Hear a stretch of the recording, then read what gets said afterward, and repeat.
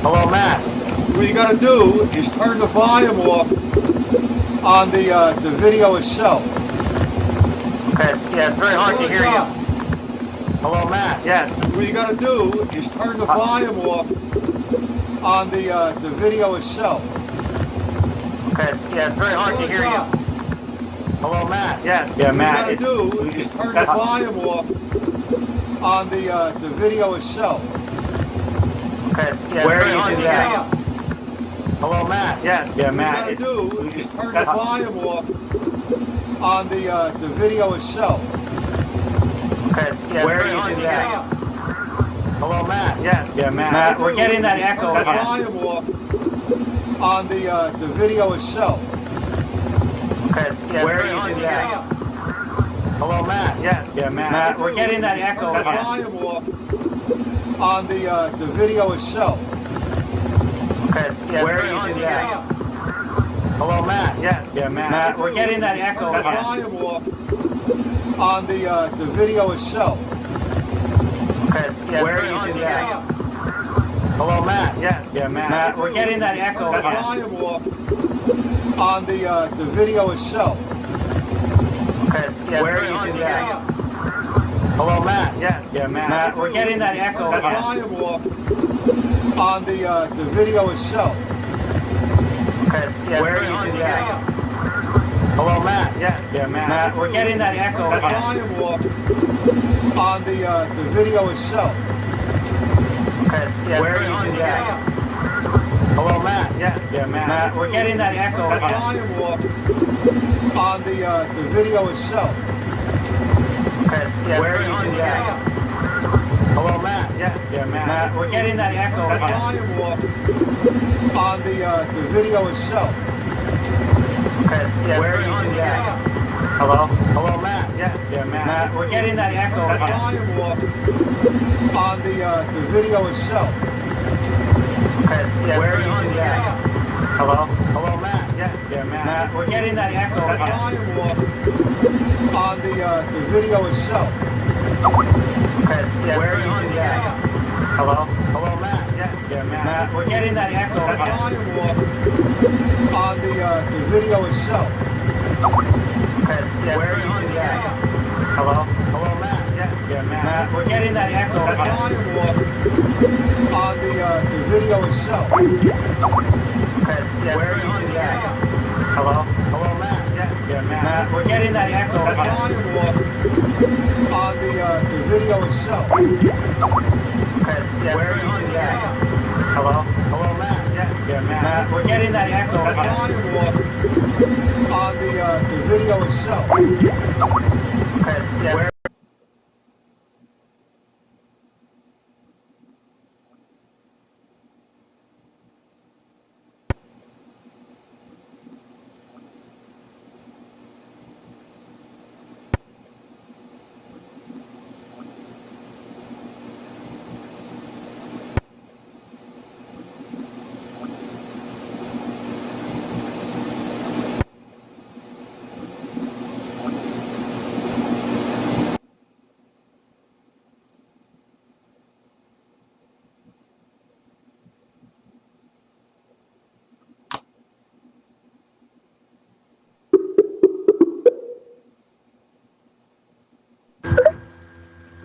You should be on now.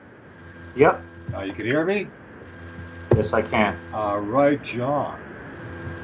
We're in business. Okay. We have how many people here? 2 people so far. Anyway, Mr. John Berger, how are you? I'm fantastic. How are you? Thanks for There's having me. still a little hum, a little Okay, feedback. That's okay. You I've have got- you have the volume off, right? Yeah, the volume's off on the YouTube, and I've got my headphones, so All right, we're all right. It'll work out. Okay.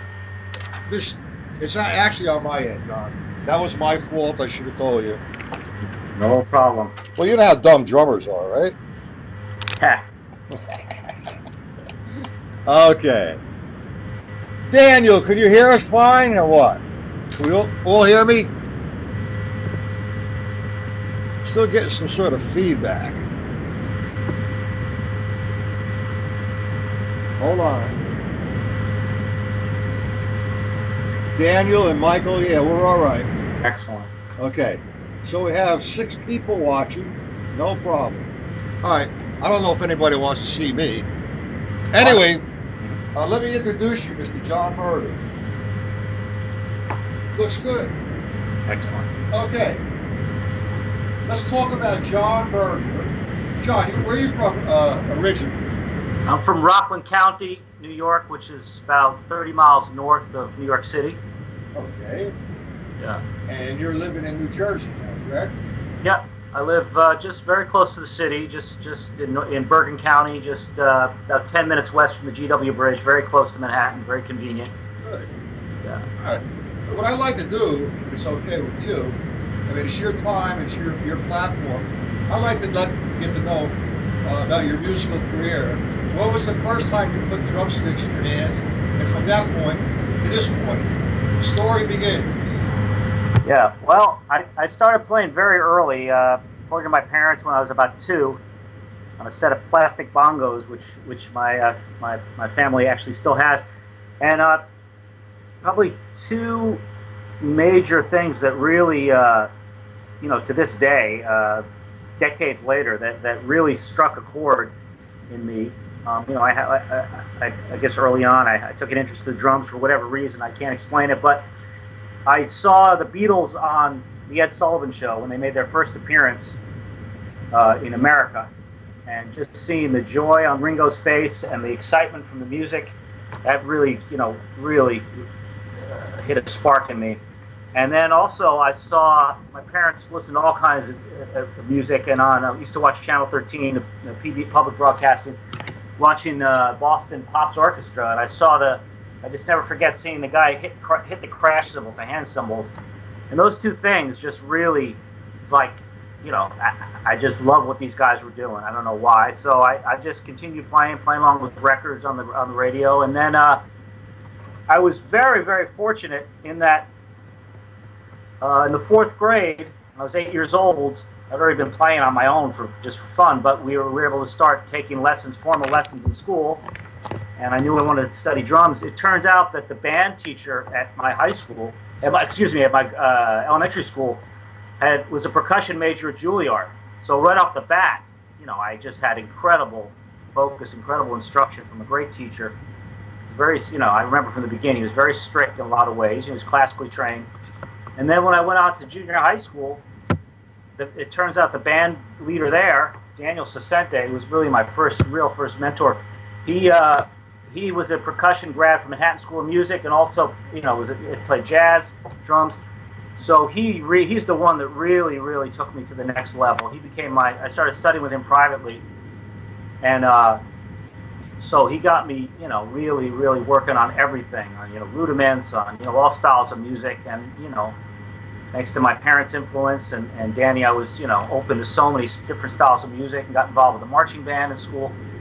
And so when I got time for college, I still wanted to continue. I wanted to go to music school, and I was kind of interested in Berklee School of Music. I wanted to study, do like the jazz curriculum, but he knew from his experience that New York's good. If I'm going to be a professional musician, I should be as well-rounded as possible. So he suggested that I go to a classical conservatory and study classical percussion instruments. He said, if you want to work, you really want to work, at that point, in high school, I had a lot, my hands were really together. I played jazz, I played rock really well. And he said, you really have a good foundation. You really should expand yourself. So, that's what I did. It was very tough training, but thanks to him, to this day, I work in so many different. Matt, are you hearing me? Yeah, I hear you. Okay, yeah. So, thanks to him, cut to this current time. I mean, I work in so many different areas of the industry. I played timpani and mallets with classical orchestras. I play in rock bands. I play Broadway shows. Covering all kinds of stuff. Classical percussion. I got really into world percussion.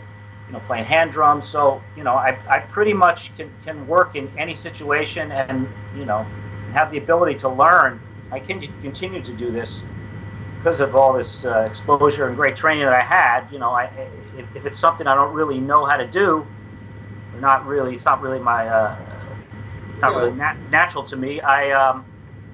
You know, I'm able to I know what work there is required to get the job done. So, you know, I mean, thanks to this wonderful teacher and you know, like I said, the benefit of having band directors who were really trained drummers, percussionists. You know, I was really raised in a very fortunate way, and you know, knock on wood, I'm able to eat and, you know, keep a roof over my head and, you know, feed my family playing music. So, you know, that's kind of a long and short of it.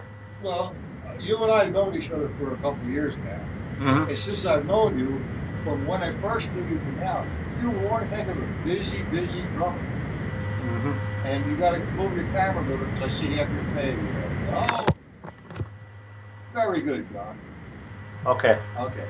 Now, we skipped something here. Elementary school, you wanted to go to college. You took some Yes. drum lessons. What was your first band?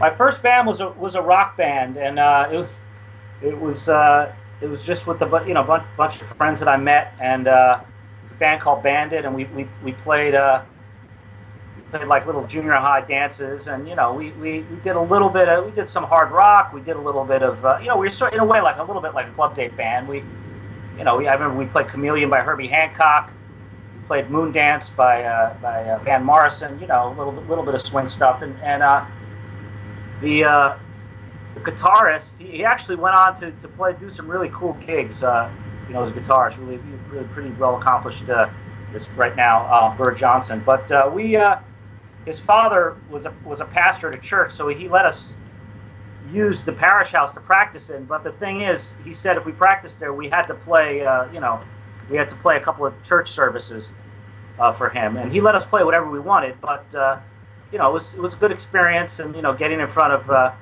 an audience and you know, trying to learn cover tunes. And your age at that time was what? I guess I was about 17. That's a great experience. Yes, but I had already been, you know, in the school, I was playing in a lot of different bands, percussion ensemble, there was jazz ensemble. We even had a dance club where I played for the Modern Dancers, an orchestra, you know, symphonic band, marching band. So, you know, I was already, you know, the school district had a really great music program back in the day. So, you know, I got exposed to a lot. I got involved with community theater early on. So, you know, I was getting experience in a lot of different areas.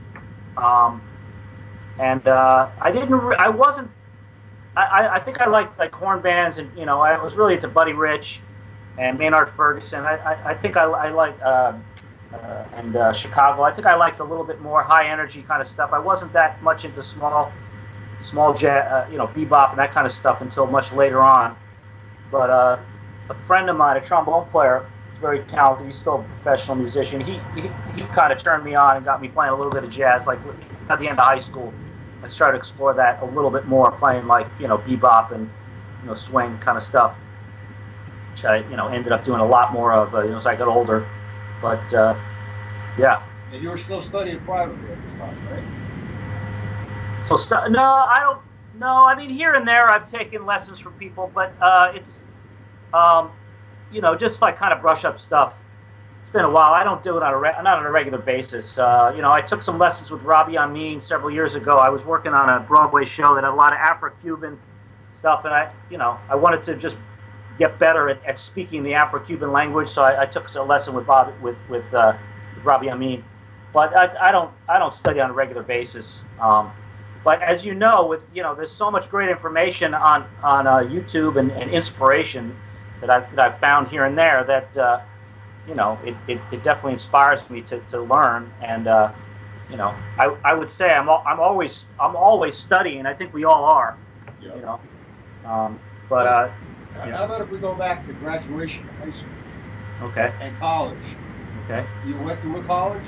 I went to SUNY Purchase in right outside White Plains. It was a classical conservatory, State University of New York Purchase, and I studied timpani with the principal timpanist of the Metropolitan Opera, and you know, it was all classical, you know, classical orchestra, a lot of contemporary classical percussion, basically percussion studies. The drum set stuff I did on my, I continue on my own. I actually continued to study with Gary Chester Yeah. during that time, but I did for about 2 years. But it was so intense in college, the stuff I had to do, that my teacher said, you have to make a decision. So I kind of stopped studying with Gary. But I had been playing a long time and studying for a long time at that point. So, but all the drum set stuff I did on my own, played on bands, outside of college, during school, and just continued. I was really into fusion at that time, playing a lot of that stuff. And yeah. Well, you came here a few times. Mm-hmm. In my studio, you did a show and you did a day or so for a camp I had. Uh-huh. And you gave us some really good information, especially that Gary Chester stuff. Mm-hmm. That was very inspirational. Yeah. But I noticed that, me talking to you on Facebook and whenever we talk, you're very, very busy. You just think about this week you were doing some teaching. Well, it was actually the month of July that there's, I don't know if you're familiar with it, Matt. It's sort of in the area that my good friend Joe Berger had got me on staff at this great band camp called Mount Tabor, which has been around, I didn't even realize, it's been around for 63 years. The fantastic band camp. So my first time, I do quite a bit of teaching, but my first time I've ever done a band camp thing, and I did that for the month of July. It was Monday through Friday, 8 to 12, and these are all kids that they're they want to get a little better at their instruments. They're really into playing in bands. So it was great. I did all the percussion students, mallets and timpani, as well as drum set. So it was a crossover. I had some really good, really strong players, and there were like percussion kids who were better at percussion that wanted to learn drum set. So it was great, all levels. And I tried to expose them to as much stuff as I could and challenge them. Even the better students, I was kind of kicking their butt with things that they've never done before. And it was a lot of fun. And then Joe came the last day and did a nice fun clinic on the very last day. And so yeah, that was really, really a fun experience, and the kids were great. It's the challenging thing with teaching, as you know, with a lot of younger kids, is they, even though they come every week, the tendency is they don't really practice a lot, except for when they come to the lesson. The nice thing about a band camp is most of the kids want to be there and they want to get better. So, it was nice to see the kids would really get better week by week. And at the concert, I did 3 concerts. They just kicked butt. They just played so well, and it was fun. There's a lot of motivational stuff going on. You have to inspire them, I guess, correct? Yeah, I think so. I could see some were frustrated, and it's the challenging thing is they're group classes, so they're 30-minute long classes with a whole group of kids. So it's hard to really, some of the kids need a little more attention than the others, or they're not as fast as some of the others. So it's challenging, but you try to give them in the time you have, you try to give them as much as you can to challenge themselves and encourage them to keep going. I had one kid in particular who, if he couldn't do something, he was a very smart kid, very sharp, but if he couldn't do something, he would just stop. He'd get frustrated. So you hopefully want them to keep pushing themselves. So yeah. Well, you had them all at the end of the day smiling. And Yeah. Going home practicing. You did your job. Yeah. You made them happy. Yeah. We got a few more people. I'm just wondering, does anybody have any questions? Well, we'll get it. We'll get to that. Okay. So, let's talk about your shows that you do. Uh-huh. The Broadway shows, substituting. Yeah. The Florida gigs, all that stuff. Yeah. Well, I've been working. I got involved with musical theater, Broadway shows, very early on, kind of by accident. Interesting how life works. In order to graduate music school, I had this very difficult theory class that I had to pass. So, I'd done everything. I played my recitals. It was, I got through the grueling 4 years of music school. I lost all my hair practically from the stress. But I had to take this one class, which modal counterpoint. I mean, don't even ask me. I don't know. I ended up passing, but it's so thick and theoretical, and I had to pass this class. So I was really kind of depressed. But I went over the summer, and I was one-on-one with this very nerdy professor. You know, and he was so strict, and it was a drag. But I had to get through it. And make a long story short, one of my fellow students was teaching at the school over the summer. She got a call. Someone needed a percussionist for a Broadway show tour. So, you know, right place at the right time. Because I needed to pass that class, I was there. So I auditioned and I got the job. So right out of, I passed. I just eked through that class, and I went on the road with a Broadway show for 6 months. Right out of music school, making decent money, traveling the country, and so I just started to build up connections.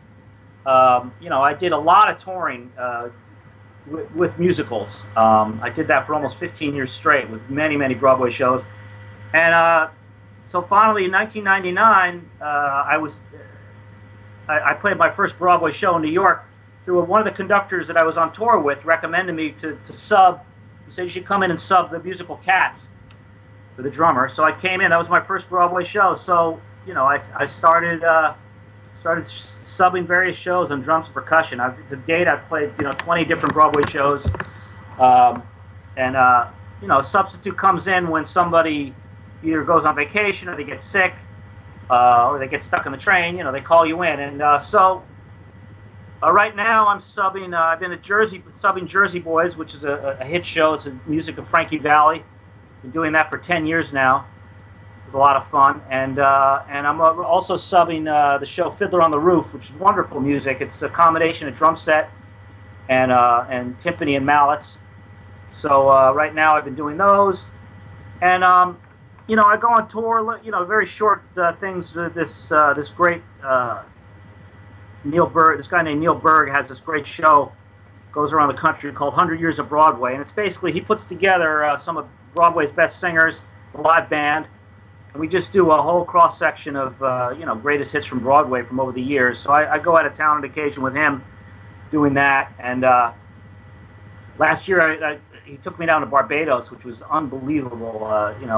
One of the greatest scenes to be playing and down there in the islands, and playing this wonderful music for the people. And so I do a lot of the theater work, amongst other things, amongst other freelancing.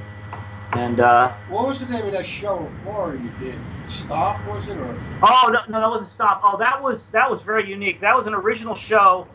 It's now 3 years. Wow, 3 years ago. It's crazy. It's an original show called Pulse, where this is a very funny thing. As I mentioned before, you get on gigs and you have to learn something new. Well, I was recommended. It was actually the arranger for Jersey Boys got me on the job, and so I was highly recommended as a drummer, and looked really interesting. Playing a whole variety of really cool music for this kind of dance-oriented show, heavy on the dance. So when I get in the room, the star of the show, who also wrote it, said to me, "Oh, so what do you think of dancers?" I said, "I love dancers. I'm married to one. I love playing for them." He goes, "Great, you're going to be dancing in the show." I said, "Wait, say what?" So there was one number. I don't know if any of you ever seen the famous Fred Astaire Drum Crazy. It's famous. If you look it up on YouTube, Drum Crazy with Fred Astaire. Well, this is an arrangement he did of the tune Drum Crazy, and he had a bunch of these world-class tap dancers, and he put me in tap shoes. It's not like Fred Astaire kind of dancing, but it was more like, in a sense, like playing double bass drum, like standing up. A lot of rhythm, tapping your body, tapping your feet, but it was very challenging. I don't know how. The choreographer, worked with me and somehow made me look like a dancer. It was just one number in the whole show. The rest of the time I was playing, but it was a fantastic experience, and we did it was mixed. I did some dancing. They did this unique thing where we were playing drumsticks on the stage, kind of like drum corps style, like a lot of backsticking stuff, and it was different. Who knew? All the stuff I've done in my life, I never imagined I'd be up on a stage with tap shoes on. But it was another great experience, another one from the books, and they're still hoping there'll be a future for this show. He's kind of waiting to see. But that was one of many great experiences that I had. As a performer. Well, with all your busy schedule, traveling to this place, to that place, doing this show, playing this gig. You teach. Do you do any private teaching? Mm-hmm. Yes, I do. Oh, okay. Yeah. You do Skype lessons? I do. I am available for Skype lessons, and yeah. So, all right. Listen, you want to leave your Skype address here? In case anybody wants to talk to you one-on-one, or yeah, I'm gonna type it in. I'm gonna type it in. If anyone's interested in Skype lessons, please contact me. You can just send. This is my Skype name. I'm typing it right now. Okay.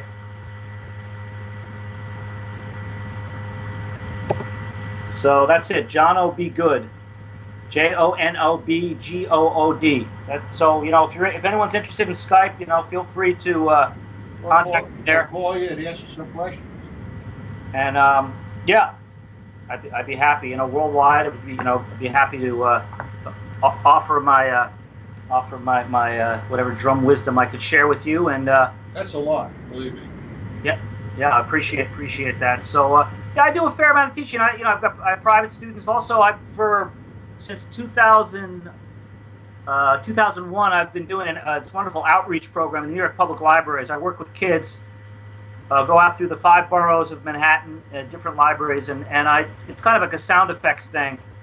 Very fun thing I do with the kids, where I show them how sound effects are used in musical theater and in movies, and in general, it's just a chance to put instruments in kids' hands and just urge them to use their creativity and kind of give them very simple tips to kind of play together and how to use their imagination, via percussive sound. So it's fun. I do really, as a dad, I love kids, and I really do love working with young kids as well as adults. But especially with kids, they're like sponges.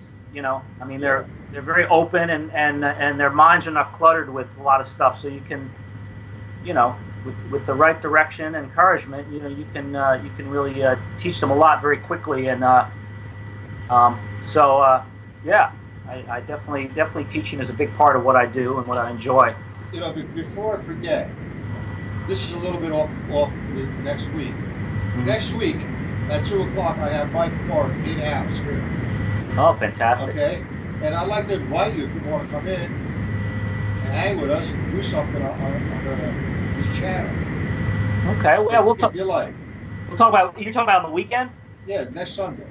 Yeah, I unfortunately I'm not available next Sunday, but Well, I kind of knew that, so that's why I asked you. Yeah. Only kidding. Yeah, but hopefully we can do something Absolutely. in the future. But yeah. Well, I tell you, John, when you were here a couple times, the one time you sat behind the little drum set I had, and you were talking about Gary Chester, mm-hmm. and the things that you were doing, and the information that you were giving everybody was on the market. Everybody asks about you. Everybody wants to know when you're coming back. Excellent. Well, I'm happy. I'm happy. I got through a couple of people. That's yeah. Well, I noticed also, from where you're at musically, the hard work that you put in, the hours of hard work. Yeah. You have any kind of routine? I wouldn't say it's a routine. It's one thing I noticed. Some people who are not experienced with Broadway shows, might have an impression of what it is, but it's the thing that's great about playing musicals is it covers so many musical territories. And the other thing is as what people are aware is that the musical industry has shrunk so much. There's really not a lot of work left anymore. So the point being that when I play Broadway shows, you're surrounded by the absolute best of the best. I mean, I've been alongside some of my absolute heroes. These guys on thousands of records. There's very little recording work left. So the point is that when you go in and play these shows, you can't go in and do something half-assed. You have to do it all the way, which means when you go in and ready to play, you've got to have the stuff almost memorized.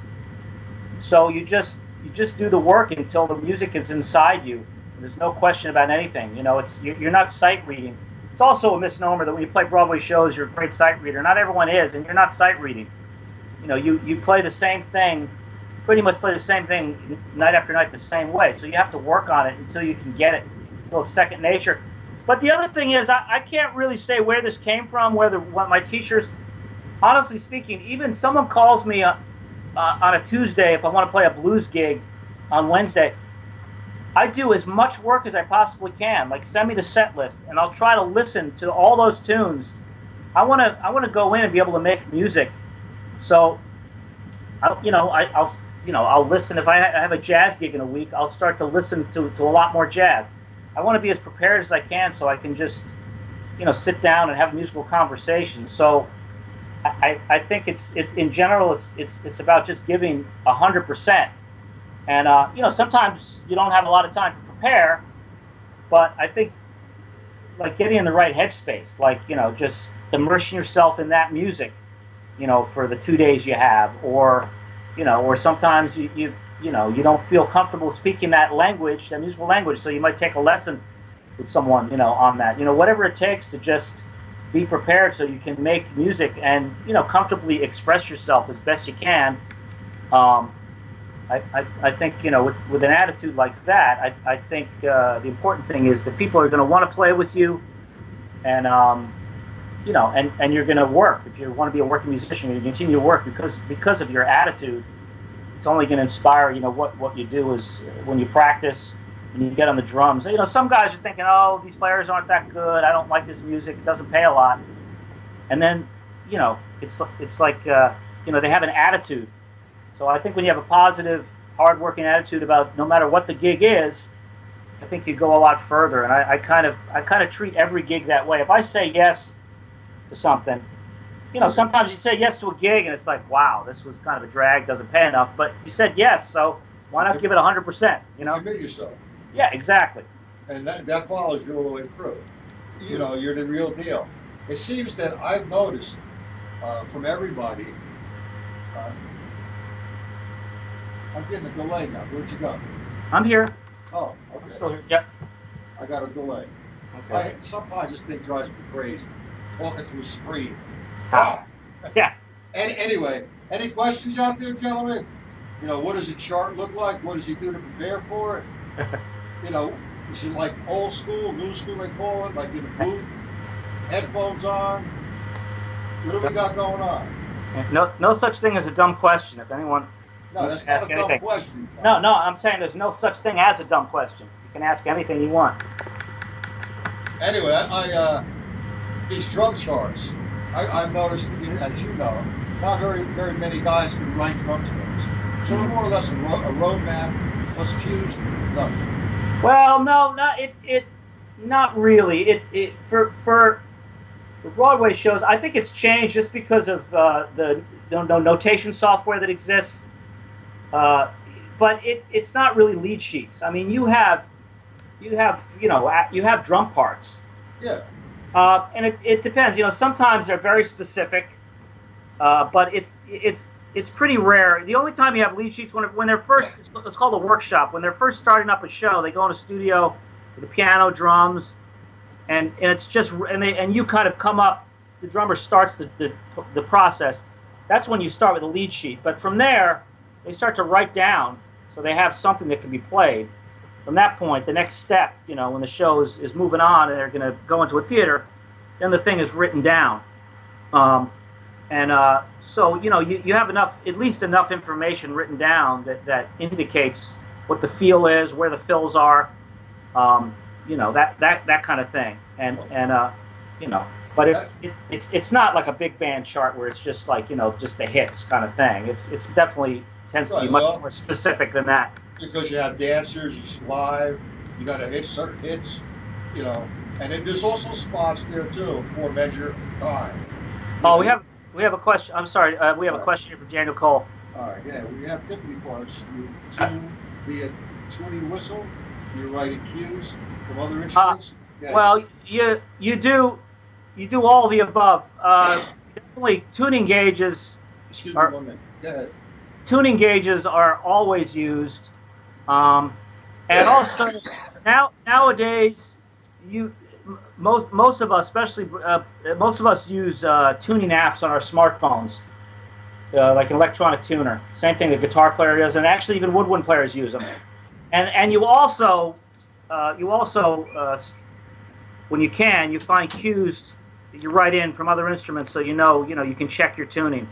So but rarely guys are using a pitch pipe anymore. That's kind of electronic tuners are much more accurate in a sense. So yeah. Well, you carry your own timpani, John. I noticed in that big car you have. Well, I do for certain orchestra gigs. I do. Yeah, that's right, Daniel. But their electronic tuners have been around for a while, and timpanists have been using them. But they were just a little bit more primitive. I mean, now everything's in the phone. But yeah, I do. I mean, I take my timpani with me for certain gigs. Recently, I was playing with an orchestra, and they actually asked me if I could bring my timpani, and I had them rent them, and I'm really glad. The part was very demanding. There were a lot of tuning changes, which my older drums couldn't handle. So I'm really glad they rented better drums. But yeah. Well, I think Daniel also comes from the classical school, right, mm-hmm. Daniel? How about you, Brian? I know that you do. Daniel. I caught him talking about timpanis on Facebook. Yeah, he said, does. Classical training, yeah. How about you, Brian? And Michael, you come from a classical trained background. There's a couple guys in here that do that. Yeah, it's all extremely variable. Yeah. What I like about the reading the charts, the new things about in a booth, modern technology, taking cues from the computer. But the other thing I wanted to point out that happens a lot, it's not so much affecting drum set parts, but with percussion parts, a lot of times what they do is not only the notation, but they do the demo on a computer. Okay, so what ends up happening? Well, it happens on drum set parts too. Certain things that sound okay on a drum machine, it doesn't translate the way a drummer would actually play it. Or some of the things the timpani notes are out of the range of the instrument. So a lot of times, I just worked on something, and fortunately the composer was open. I just did a show at a festival last week, and I said, look, I don't mean to be rude, but a drummer would not play the drums this way. It's just like weird. It's awkward. Even the conductor said, yeah, that doesn't do something else. Play something different. So a lot of this stuff takes experience, and composers sometimes don't know. They can just press buttons to make a hi-hat part, and they layer something else on top, and it's not necessarily the way a human would play it. So, and in cases like that, I've learned over the years, you have to learn how to be diplomatic when you say these things. When I was younger, I would just blather things out and kind of piss people off. So you have to know how to do it in a very nice way. For instance, I might say, would you mind if I tried something differently? Or I'm not sure what you meant by this. Is this really what you want? So and fortunately this composer was very nice, and we didn't have a lot of time for rehearsal, but it was like, most of this drum part was like, this is ridiculous. It feels horrible. It's like he just didn't know. He just pumped it out on a computer, and so and that kind of thing just takes experience. Daniel was asking, say something about logistics, setting up various pieces of equipment when you have drum score and a lot of different instruments. Yeah, well, that first of all, I've been subbing, like for Broadway shows, I've been subbing a lot, these shows that have a lot of instruments. So in that case, I go in and I take a picture of what the guy's setup is, and I just try to set it up the same way, using instruments I have at home or substituting. As far as if it's your own show and you're setting it up, you start off, with things around the music and in a comfortable thing, and basically it depends on the score. You start to play it and you realize, wow, it might be easier if I put the snare drum over here and I put the xylophone on the right side. It depends on how the music is written and how you have to move around. A lot of times you'll end up changing your setup a few times, and sometimes even set up a few items, extra items. You might have 2 triangles or 2 tambourines or extra snare drums just to make it easier, so you're not running around so much from one instrument to another. And even with the drum set, sometimes because if you have so many things around you, you might end up setting up the drum set in an unusual way to make it easier to play. It doesn't have to be set up in the traditional, fashion. You want to be able to play the music comfortably. If it means negotiating to get to other instruments, and it just takes experimentation. I've just one simple thing. I've learned to put the music right where my left-hand crash is, and then I put the crash on a boom stand so the crash cymbal is actually over my rack tom. I just do that all the time now. It's much easier. So the music is right in front of me. I can turn with my left hand, and I can still get to the crash cymbal. So it's just a matter of setting things up in a way that allows you to get to everything quickly. And when you're making switches, a lot of times you have to practice the choreography of getting from one instrument to another and switching from mallets to sticks. You have to actually practice those moves. In 1968. Whoa. Yeah, going back, yeah. Wow. Okay. All right, Sean, what's up next on your calendar? Well, I have a couple of shows at Jersey Boys in August, to Fiddler on the Roof, and I'm involved with a really cool youth orchestra up in Westchester that a good friend got me involved in. Right now I'm playing timpani with the group. We're a little short on percussionists, but it's a really good group that with this British violin player named Daisy Joplin, and she's just trying to create opportunities for young people, and so we're doing a combination of classical and rock stuff, and just some various other gigs coming up. We've got some of those outreach programs in the libraries coming up in August. I'm playing with this New Orleans funk band called Brother Josephus that I play with sometimes. Really cool combination of traditional New Orleans and funk and pop. I'd like to come and hear that. Yeah, that's a really great band. Keep me posted on it. I will. And and just private teaching as well. And then it's interesting. Right now, as usually happens, I've been extremely busy since May, like nonstop. Now August is a little bit lighter, but as usually happens, my calendar will just start to fill up. So it's anything is possible. All right. Well. Okay. I have a question here. What are some of the issues in having band orchestra remotely located? That's interesting. This happens a lot. Many of you may not know this unless you look in the orchestra pit. Nowadays, to isolate the sound better, they have very often will put drummers or percussionists or other instruments in other rooms other than the orchestra pit, so they can isolate the sound. They're not so crowded. I've been doing this. That's been happening for like 15 years, so I'm very used to it now. Listening to the band on headphones, you're by yourself in another room. It's a little unusual if you're not used to it. I think the only challenge is that you don't get so much the sense of playing together. So you just have to trust the musicians are all like watching the conductor or listening to the click track or whatnot. But you don't get that that immediacy that you have and that intimacy of playing together in one room. I mean, Fiddler on the Roof is wonderful. The orchestra is all in one place, and Jersey Boys were on stage together. But actually, in Jersey Boys, there's times when the drummer's on stage by himself and the rest of the band is down below. So it's a little odd if you're not used to that. But you just have to play with confidence and really stay glued to the conductor. It's just, again, it just takes experience, playing in that kind of setup. So. Well, each show has its own personality, I guess. Mm-hmm. That's right. Okay. Yeah. All right. Well, listen. We're going to close it up in about 5 or 10 minutes. Okay, John? Uh-huh. If you don't mind, unless there's more questions. Fine. I'm open. If anyone has any other questions, please. Well, good night. Well, in the meantime, we're good typing in some questions. Mm-hmm. My website is going to be down for the month of August. Okay.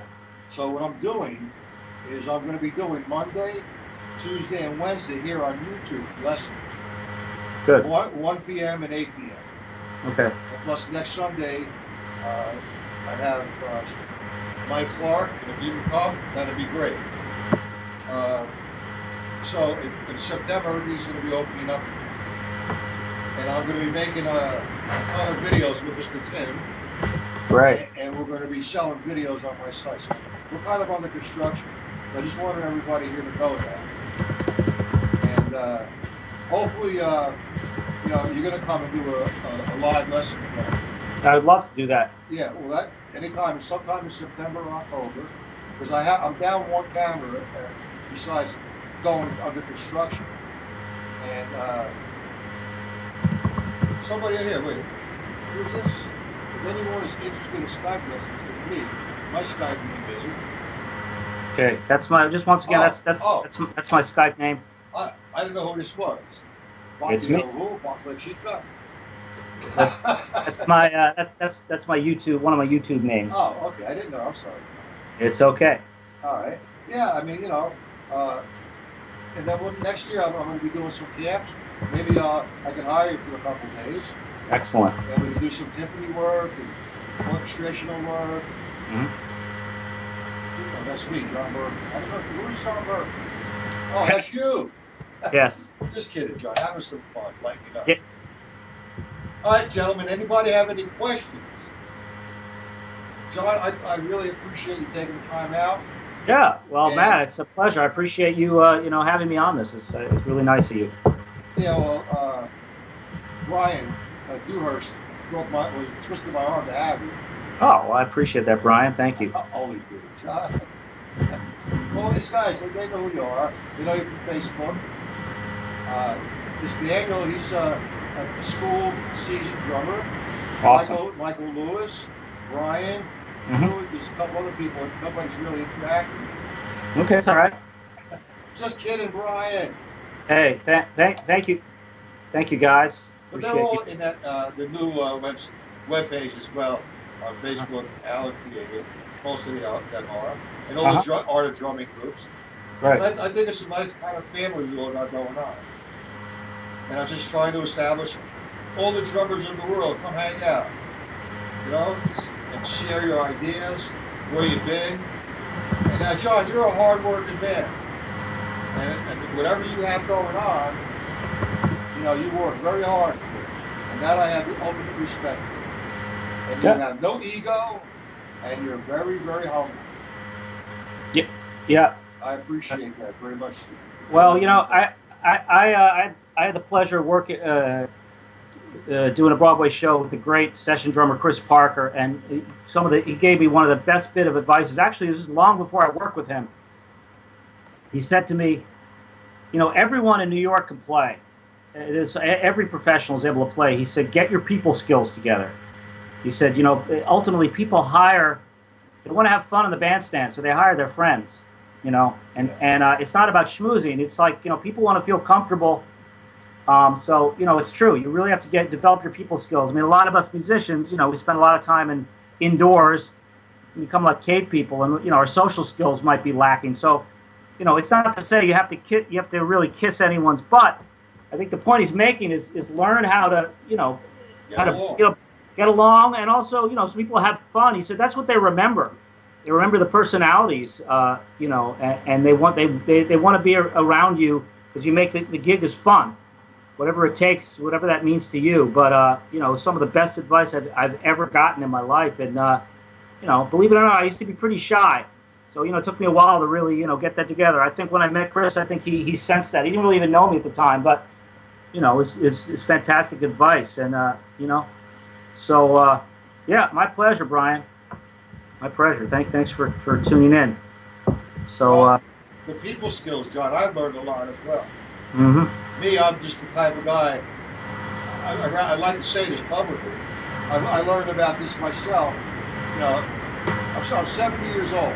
Mm-hmm. I absolutely don't have time for nonsense, nor do I have time for drama. Mm-hmm. And I just tell it the way it is. Mm-hmm. And sometimes it's a little too strong. Mm-hmm. It's not, I'm not using finesse. So I kind of back up a little bit on it. And I'm doing a lot better socially. And I appreciate everybody who's tried to help do that. Especially you. Okay. But that's All right. okay. I'm learning, just like everyone else. I just love all the drummers, all the musicians in the world that are on the same journey of learning and sharing. That's what I Yeah. love. I went to, I don't know if any of you got the chance to, Steve Smith had a release at the Cutting Room a few weeks ago of his new book. I was blown away. I mean, this guy's reputation is unbelievable. How many gigs he's done, and all the stuff he's developed. And you could see he's mentioning, yeah, I changed this part of my technique because I was having some problems. I mean, I was blown away. All of the things that this guy has done in his career, he's still working, but he still has that passion of a young student, still developing himself. It was so inspiring, just that bit. He never stopped learning and growing. It's just really, I think that's really the key. Music keeps you young. That's right. Okay. Thank you, Matt. Thank you, John. I appreciate it. And we'll talk in a little while. I think that, I really appreciate you putting this information out there to everybody. And just remember, tomorrow I start my YouTube instead of my real live online lesson site. It's down for the whole month. Okay. What is it? Who's this? That's got the East Coast direct in your face style of the That's it. Hey, that's right, man. That's and Matt, you know what it makes me think of? They used to have this hat and T-shirt in New York would say, "Welcome to New York." Now get the F out. Well, hey, Tom, I mean, he's right. It's like, I guess it's the way I was brought up and where I come from. Yeah. Like I said, I'm 70 years old. I tell the truth. Yeah. I have no time for drama or bullshit. And when I do tell the truth, people say I have an attitude, I'm negative, and I'm insecure. So I said, okay, fine, leave me alone. All right. Anyway, my guys, really appreciate it. Thank you. Michael Dinkins. Okay. All right, guys. If you want to be back tomorrow, no 1 o'clock lesson tomorrow, only 8. And then Tuesday and Wednesday, 1 and 8 on this channel. And John's going to be a guest on my live online lesson site in the next couple of months when he has some time. And we'll have a grand old time, John. All right. Well, thanks again, Matt. Thank you for everybody for tuning in. Keep on drumming. Never give up. All right. It's time for me to go practice. All right. All right, John. Thank you. Thank you. Bye. All right. Ciao. Take care, John. Thank you. You too.